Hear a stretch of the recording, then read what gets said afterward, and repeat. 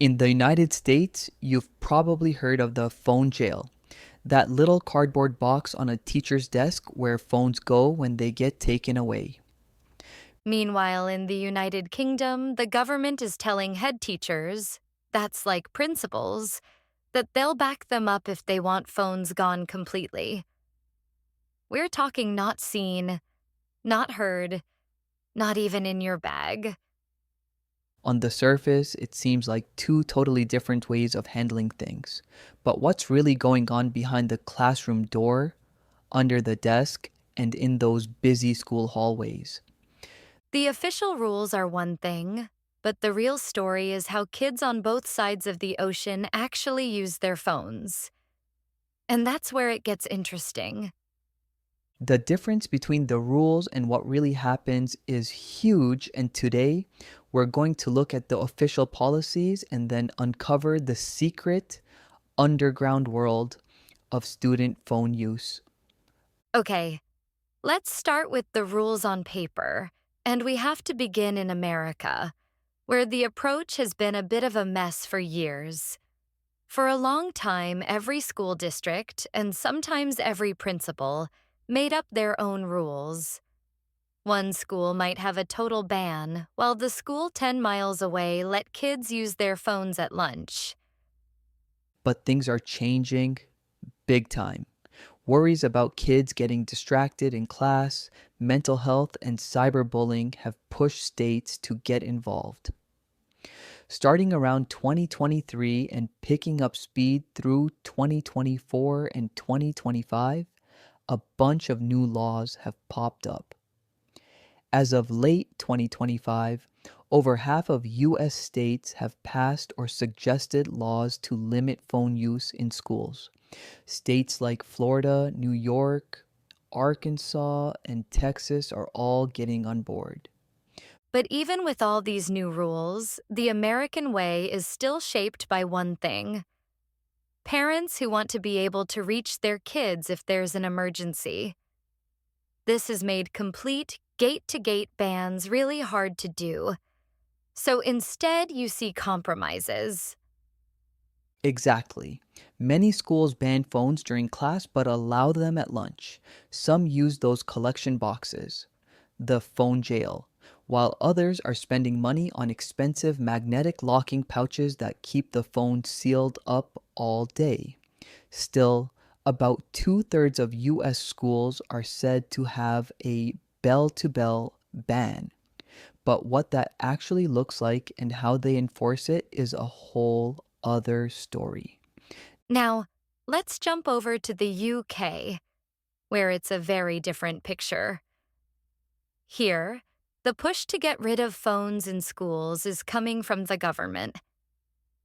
In February 2024, they released new, formal guidance supporting head teachers who want to ban phone use for the entire school day. And yes, that includes breaks.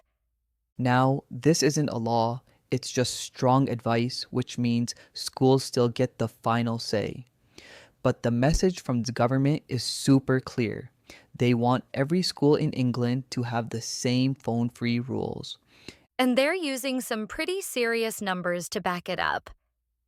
They point out that by the time kids are 12, an amazing 97% of them have their own phone.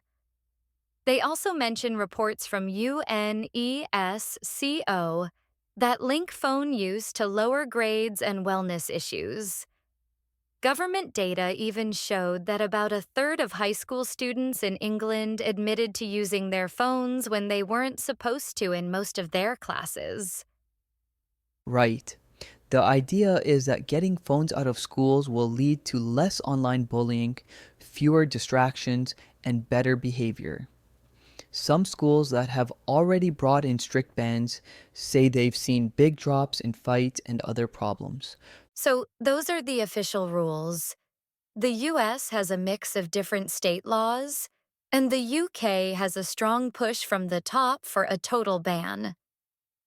You'd think that how students act in the two countries would be totally different. But this is where we get to the shocking truth.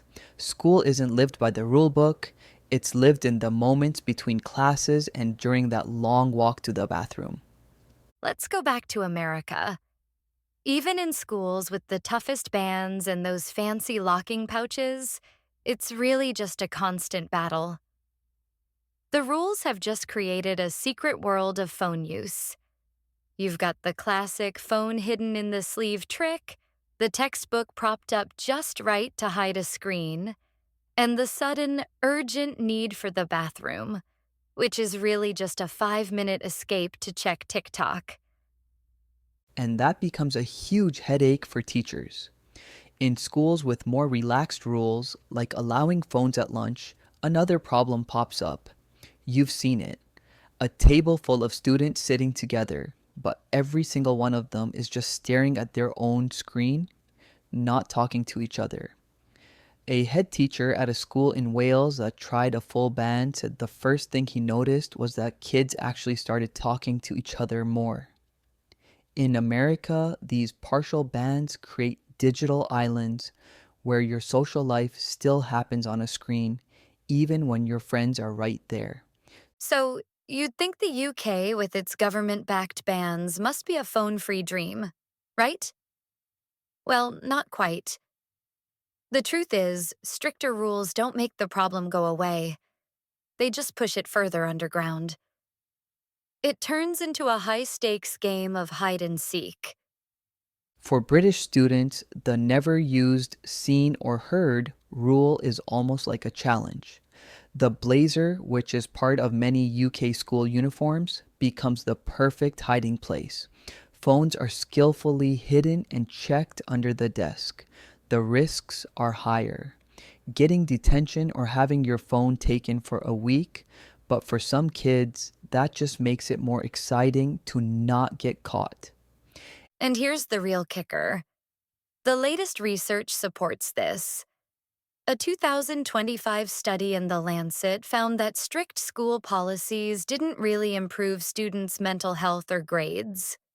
Why? Because students just make up for it by using their phones even more before and after school. The behavior doesn't stop, it just gets moved somewhere else. The cat and mouse game is just as real as it is in the US. It's just quieter.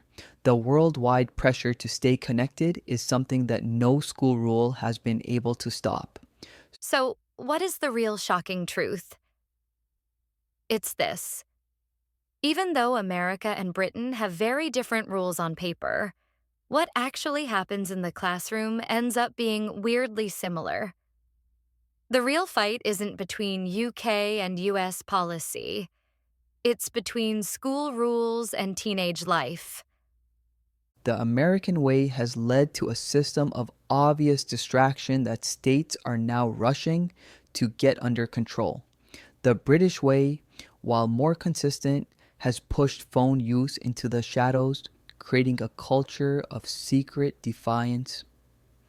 One system fights the distraction it can see, the other fights the distraction it knows is hiding just out of sight. In both countries, teachers are on the front lines and students are caught between the world in their pocket and the lesson in front of them. At the end of the day, these rules are just trying to keep up with a huge change in society. You can't just ban the center of a teenager's social world for 8 hours and expect them to just forget about it. But that's what the official reports and studies say. We want to know the real story from you. What are the secret phone rules at your school? Are you dealing with a phone jail or is every day a secret mission? Let us know the truth about what happens at your school in the comments below. We read every single one. And if you were surprised by the difference between the rules and reality, do us a favor and hit that like button. And make sure you subscribe for more breakdowns of the UK versus the US. Thanks for watching.